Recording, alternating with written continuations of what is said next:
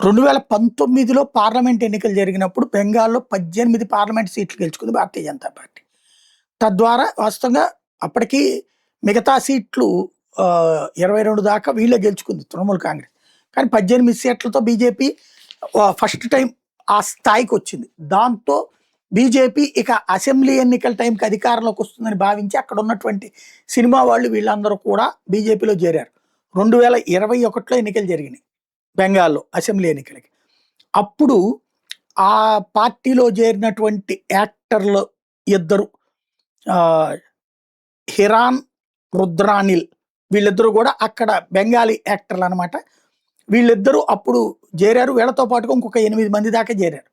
తర్వాత బీజేపీ ఓడిపోవడం, మమతా బెనర్జీ మళ్ళీ గెలవటంతో వాళ్ళని అక్కడున్న బెంగాలీ సినిమా ఇండస్ట్రీ మీదన పెత్తనం చేస్తది మమతా బెనర్జీ. వాళ్ళని బాయ్‌కాట్ చేసింది ఫిల్మ్ ఇండస్ట్రీ. దాంతో భయపడిపోయి 6గురు వెనక్కెళ్ళిపోయారు.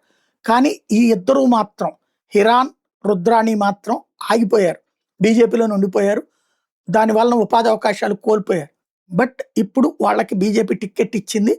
శ్యాంపూర్ అసెంబ్లీ నుంచి హిరాన్, అలాగే షిప్పూర్ నుంచి రుద్రానిల్ ఇద్దరికీ కూడా టికెట్లు ఇచ్చింది. ఏం జరుగుతుందో చూడాలి.